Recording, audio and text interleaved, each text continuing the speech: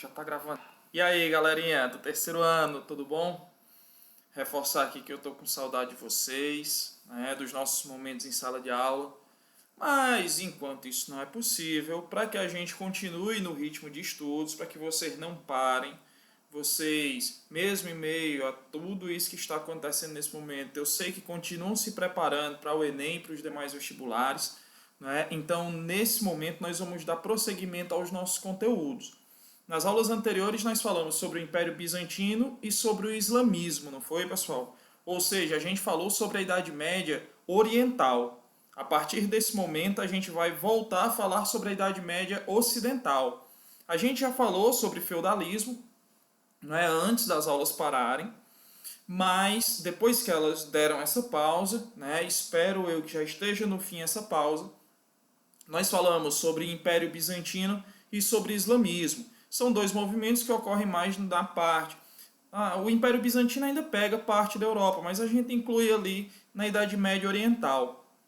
E a partir de agora, nós voltamos para a Europa, né? E a partir desse momento nós estudaremos o Reino dos Francos ou o Império Carolíngio, né? Esse assunto é muito importante para que a gente possa compreender, inclusive, um dos assuntos já estudados por nós em sala de aula, que é feudalismo. Porque o auge do feudalismo vai se dar justamente após o enfraquecimento e o fim da unidade do Reino dos Francos. Sim, então a partir desse momento nós vamos falar sobre um dos momentos mais legais da nossa história, né, que é a Idade Média. A gente ainda vai ter outras aulas, porque é uma parte da história muito grande, né? São mais ou menos 1000 anos de história, em que muita coisa aconteceu. Então, olha aqui, pessoal. Quando nós falamos sobre o Reino dos Francos, a primeira coisa que a gente tem que entender é como se deu o fim do Império Romano. Lembram que Roma iniciou um processo de crise, não é? Muito grande, que foi se tornando cada vez maior, foi se agravando, tanto que o Império Romano vai mudar sua capital, posteriormente ele vai ser dividido em dois, mas mesmo assim, em 476 depois de Cristo, o Império Romano do Ocidente caiu, não é? Rômulo Augusto, o último imperador romano, foi deposto pelos Érulos. A partir desse momento, convenciona-se chamar esse período que vai da queda de Roma até a tomada de Constantinopla de Idade Média. Na Europa, muita coisa vai acontecer, pessoal. Uma é a formação dos reinos germânicos. E quem são esses povos germânicos? Os romanos chamavam eles pejorativamente de bárbaros. Não é? Quem eram os povos bárbaros ou povos germânicos? Eram os povos que viviam fora dos limites de Roma. Mas eles começaram a adentrar os limites de Roma ainda alguns séculos antes da queda do Império, num primeiro momento de forma pacífica, mas depois de forma violenta. São povos que, na sua maioria, são provenientes da Ásia, onde vêm fugidos dos hunos, né? Vocês assistiram a noite no museu, né, galerinha? Sim, vocês assistiram a noite no museu, vocês viram Átila, o Huno. Os hunos eram um povo muito violento, os caras tacaram o terror, meu amigo, e aí eles adentram a Europa fugindo também, entre outros motivos, fugindo dos hunos. E aí, pessoal, a partir do século VI, principalmente, você já vai ver a formação de reinos germânicos. Sim, pessoal, olha, esses povos germânicos está aqui, ó, nesse mapinha que está aqui embaixo de mim, ó. Estão vendo? Sim, olha aí, ó. Nós temos os francos, que nós falaremos especificamente, né? Burgúndios, ostrogodos, anglos, saxões, suevos, visigodos, vândalos. Estão vendo esses povos aí? Esses são alguns povos bárbaros, não é? Ou povos germânicos. Esses povos, pessoal, eles têm algumas características em comum. Como, por exemplo, eles se organizavam em tribos, de modo geral, né, ou clãs. Eles eram politeístas, viu? Não esqueçam disso. Eram povos politeístas, inclusive o politeísmo deles era animista. Eles tinham aquele negócio de que os deuses deles estavam sempre ligados a algum elemento da natureza. Sim. Inclusive, pessoal, começa-se a associar a imagem do diabo a um bode nesse momento. Os católicos veem esses povos germânicos fazendo oferendas a seus deuses e o animal que eles mais ofereciam aos deuses era o bode. Aí eles diziam que eram rituais satânicos, eram em homenagem ao diabo. E aí começa-se a fazer essa ligação, viu? Mas, por exemplo, vai haver o deus da chuva, o deus do sol, o deus das águas, o deus das matas, e por aí vai.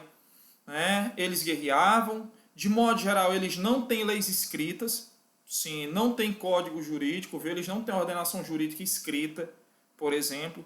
Haviam muitos julgamentos através de ordalhas, né? Que era tipo assim, se você é inocente, os deuses estarão a seu favor, então você vai conseguir atravessar essa correnteza, ou você vai derrotar aquele guerreiro.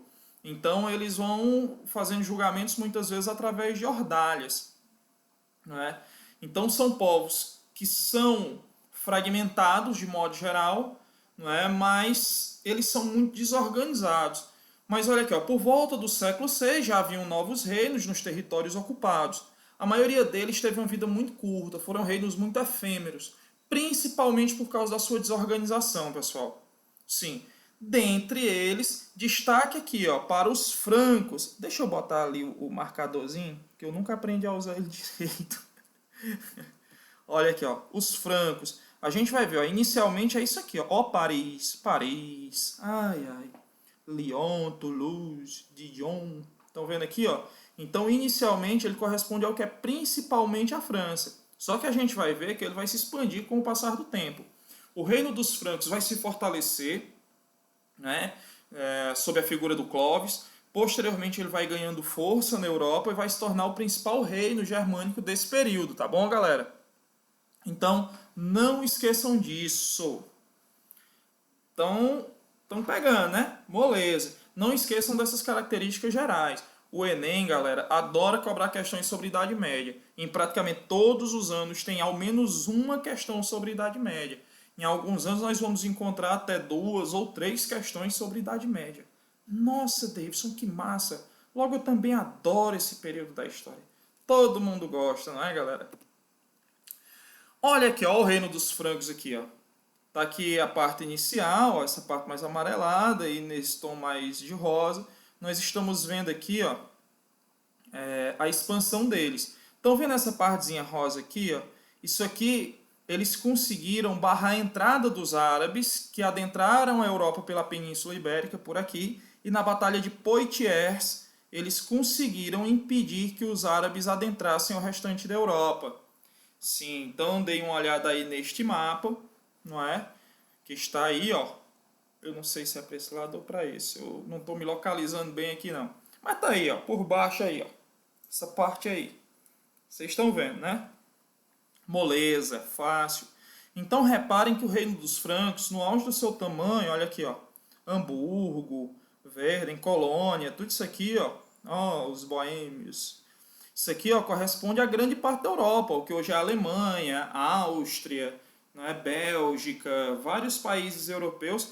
Também, ó, parte da Itália aqui, ó, tá vendo? Roma tecnicamente vai passar a fazer parte do Império Carolíngio, porque havia uma relação muito próxima entre os reis francos, né, e a Igreja Católica e a figura dos papas. Olha aqui, a primeira dinastia é a dinastia merovingia, né? Descendentes do Meroveu.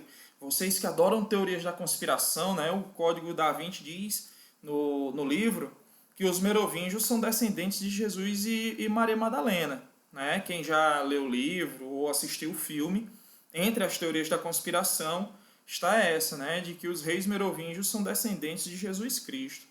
Olha aqui, ó, Clovis foi o primeiro rei dos francos, não é? O Clovis se converte ao catolicismo e vai tornar o catolicismo a religião oficial do reino dos francos. Isso vai ser feito, pessoal, através de acordos com a Igreja Católica. Nas nossas próximas aulas a gente vai estudar a Igreja Católica e a cultura medieval e a gente vai ver que a Igreja Católica foi muito política nesse momento e soube fazer acordos com esses reis para que tanto ela quanto os seus reis, quanto esses reinos pudessem se fortalecer. Olha aqui, ó, só que a partir de 639 a dinastia entrou em crise e o trono passou a ser ocupado pelo prefeito do palácio, né? Um desses prefeitos foi o Carlos Martel, que na verdade assume o governo de fato. Os reis merovingios vão ser muito displicentes e tal. E aí, a partir do Carlos Martel, né, eles passam a não ter mais tantos poderes e o poder deles vai enfraquecendo até que chega a dinastia carolíngia, não é? Em 751, o Pepino o Breve. Vocês vão ver que a partir daqui os carolíngios eles têm esses apelidinhos, né? O nome dele muito sugestivo, por sinal. Quem deu esse apelido aqui a ele, dizem que foi a namorada dele. Não sei porquê. Minha gente, eu nem sei se eu podia falar isso aqui. Corta aí, produção. Ah, não tem isso aqui não. A produção aqui ainda não tá muito boa, não. Mas vamos lá, galerinha. Releve isso aí. Besteira. Bom, então o Pepino Breve dá início à dinastia carolíngia, não é? O auge da dinastia carolíngia vai se dar no governo do Carlos Magno. Olha, o Carlos Magno, filho do Pepino, o Breve. Carlos Magno não tinha apelidinho não, né? Pelo menos não entrou para a história com nenhum apelido. Olha aqui, pessoal, o Carlos Magno vai governar o império, né, o reino dos francos e transformar no que a gente chama de Império Carolíngio. Né? O governo do Carlos Magno vai ser o auge do reino dos francos. Carlos Magno, inclusive, recebeu da Igreja Católica, do Papa Leão III, o título de imperador do novo Império Romano do Ocidente. Estão vendo aqui? Título de imperador do novo Império Romano do Oriente, não, desculpem, pessoal, do Ocidente, pelo amor de Deus. Olha aqui, ó. Vocês sabiam que a partir do Carlos Magno que se passa a usar coroas. Sim, os imperadores passam a usar coroas a partir da figura do Carlos Magno. Nossa, professor, que legal, sim. Até esse momento, os reis não tinham o hábito, não havia o costume de se usar coroas. Olha aqui, ó, imperador do novo Império Romano do Ocidente. Minha gente, ó, eu era muito bom de pintura lá na escola, mas aqui, chega. Do Ocidente. Estão vendo aqui, né, pessoal? Então ele vai se tornar, né, o rei mais poderoso da Europa, ele vai poder impor sua autoridade a outras regiões, tanto que, vamos voltar bem aqui no slide, ó. Aqui, ó, ele consegue expandir militarmente os domínios.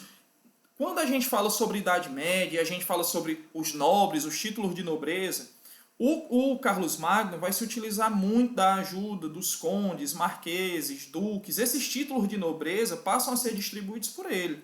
Inclusive, ele vai dar mais de 200 títulos de nobreza. Ele vai dividir, né, as tarefas com vários desses nobres, que posteriormente, inclusive depois da morte do Carlos Magno, vão enfraquecer o poder do rei. Tá bom, pessoal? Isso aqui, olha, o Carlos Magno era analfabeto. Ele era um analfabeto de pai e mãe. Nossa, professor. Não, ele era analfabeto, ele não tinha feito nenhum Mobral. Mas ele foi um cara que investiu muito na educação, na cultura, né? Grande parte dos conhecimentos da antiguidade greco-romana deve-se ao fato de que o Carlos Magno tanto patrocinou quanto deu proteção ao trabalho de escribas, de monges copistas, que está aqui, ó, nessa imagem aqui ao lado. Isso aqui é o trabalho de monges copistas, que transcreviam textos da antiguidade, que desenhavam iluminuras, que faziam representações. Então, boa parte do que se preservou, do que se conhece do mundo antigo, nós devemos à figura do Carlos Magno. Sim, mesmo analfabeto, ele vai ser um grande estimulador da cultura e das artes, né? Um mecenas de fato. Mecenas é um termo que se usa para descrever pessoas que investem na arte, na cultura, e o Carlos Magno vai nos dar essa contribuição. Nossa, professor, isso é muito legal. Nessa época já tinha pessoas que se preocupavam com isso, sim. Lembrando, pessoal, a Idade Média na Europa vai ser um período em que a sociedade, na sua grande maioria, será analfabeta. A maior parte das pessoas que sabem ler ou escrever na Idade Média, que são uma minoria, a maioria delas está ligada à Igreja Católica. Muitos são monges da Igreja Católica. Então, olha aqui, ó. Esse período nós chamamos de período da Renascença. Eu ia esse negócio aqui. Renascença Carolíngia. Tá certo? Renascença Carolíngia. Não esqueçam disso, galera. Só que aí o que aconteceu? Carlos Magno morreu. Aí quem assumiu foi o filho dele, né? Luís o Piedoso. E aí, depois que Luís o Piedoso morreu, os filhos dele, né? Carlos o Calvo, Lotário e Luís o Germânico, passam a disputar o poder dentro do Império Carolíngio. Eles querem para eles aquilo ali. Só que aí, qual é a solução encontrada pelos caras? A solução para pôr fim a essas brigas foi com a assinatura do Tratado de Verdun em 843, que dividiu o reino entre os filhos de Luís o Piedoso. Uma piedade, medonha esse homem. Só que o que é que aconteceu, pessoal? Quando o reino é dividido, ele é fragmentado, ele automaticamente enfraquece. Sim, pessoal, isso é uma característica. Quando você divide, você enfraquece, né? Existe uma tática de guerra que eles chamam de dividir para conquistar.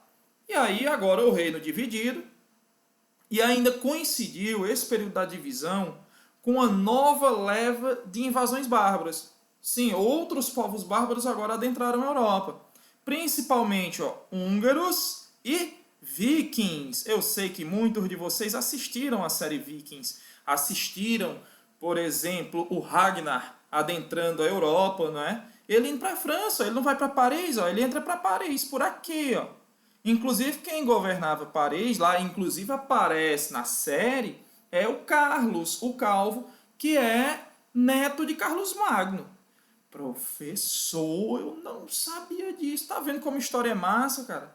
Até as séries mais famosas dos últimos tempos, né? Excluindo-se La Casa de Papel, né? Que são Vikings e... minha gente, Game of Thrones, pelo amor de Deus, assisti todas as temporadas. Essas duas séries, elas se passam na Idade Média. Então, Vikings, quando eles adentram a Europa, que vem aqui, eles vêm para a França, Paris aqui, Aqui, tá vendo? Paris, Cidade da Luz hoje em dia. Bom, pessoal, depois disso, o que é que vai acontecer? Essas invasões bárbaras que pilharam várias cidades, elas vão provocar um clima de insegurança muito grande. Como o poder dos reis está enfraquecido, o poder passa a ser local. E a Europa vai passar por um novo processo de ruralização. Um processo de ruralização ainda maior, que vai caracterizar o feudalismo. Sim, a partir daí, pessoal, o feudalismo ganha força. O auge do feudalismo vai se dar justamente nos séculos 9, 10 e 11, quando ele já começa num processo de enfraquecimento, mas que vai ser muito lento e gradual. Mas tudo isso após o fim do reino dos francos, da unidade do Império Carolíngio. Então, pessoal, olha, continuem estudando. Eu já venho dizendo há algum tempo. Daqui a alguns anos, nós estaremos contando as histórias de que nós sobrevivemos a tudo isso.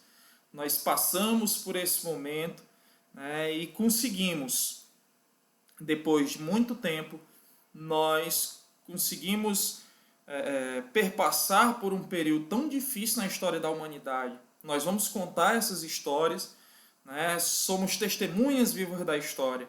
Então, pessoal, até o momento, até a próxima aula, né? Mas até o momento em que a gente possa se reencontrar pessoalmente, para que a gente possa, naquele clima de sala de aula, fazer com que tudo aconteça, né? Para que a gente possa trocar experiências, aprender, se divertir, porque eu estou sentindo muita, mas muita falta de vocês, tá bom, pessoal?